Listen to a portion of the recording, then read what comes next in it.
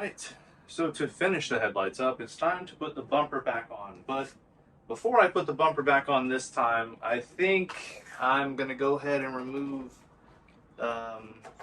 those bad boys off of there.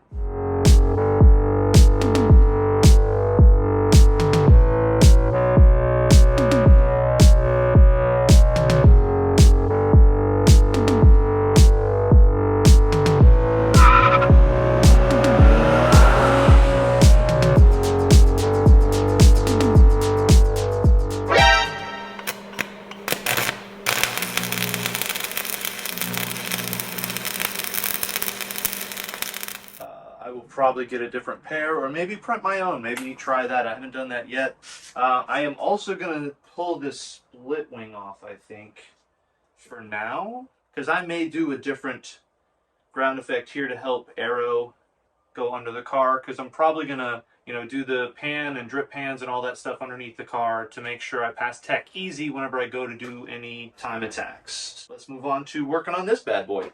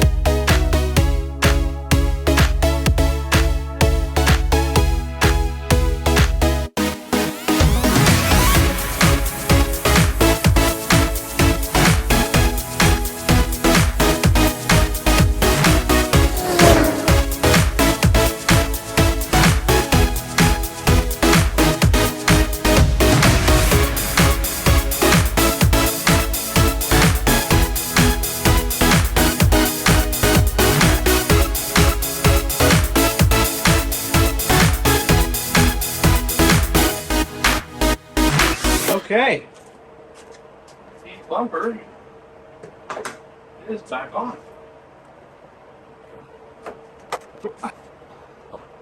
As you can tell, I put some placeholders for those little holes. Again, since there is kind of gold in the car, the gold kind of works out with it. We have gotten all of the main things done to get this thing on the road. Turn signals, headlights. She is ready to go out and ride. So I guess the only next thing to do is the seat bracket, which I've talked about a couple times. So I guess talking's done. It's time to go ahead and start designing this thing and getting it on the car. So what do we have for this challenge?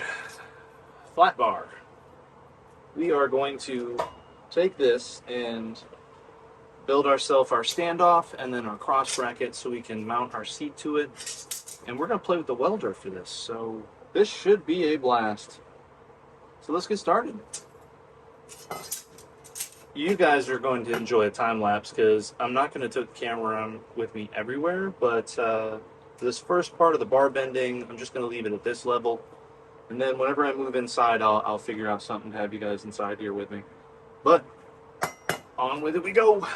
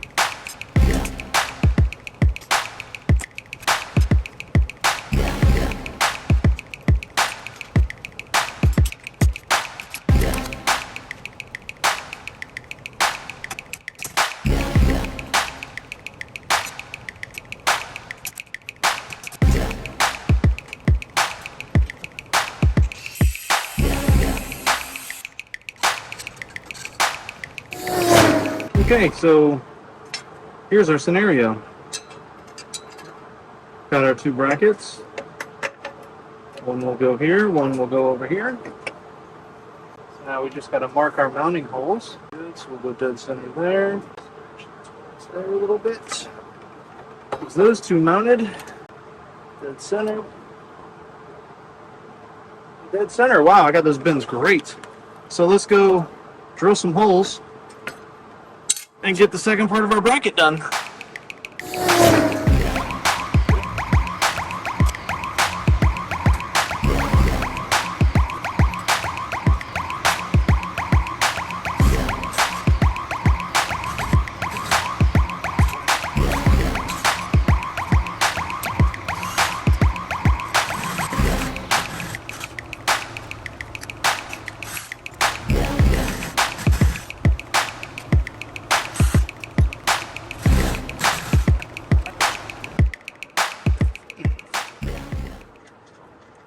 Take that one over there.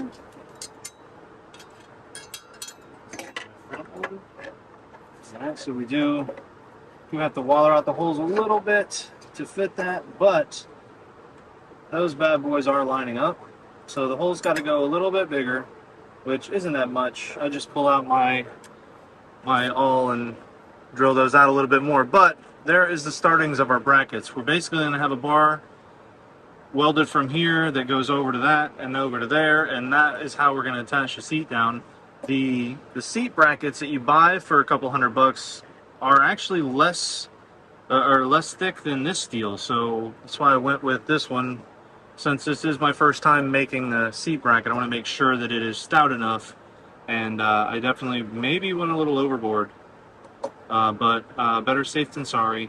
We are almost there, mounting the passenger seat. More to come. As we left off last time, I had gotten this bracket kind of in place. We've got it welded. I grinded some of the stuff down.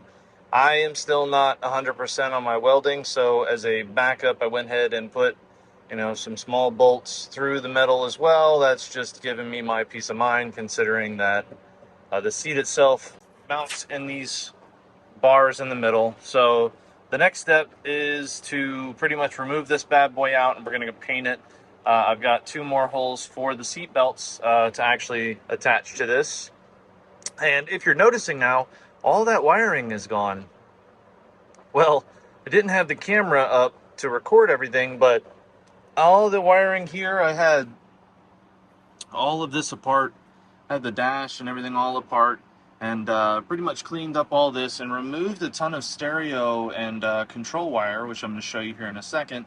All of that out of here, and then re-put all this back together, and took care of covering all the wires up in some loom all the way back. And because I had to go into here and deal with pulling wires out of there, it had me pull the whole back seat apart.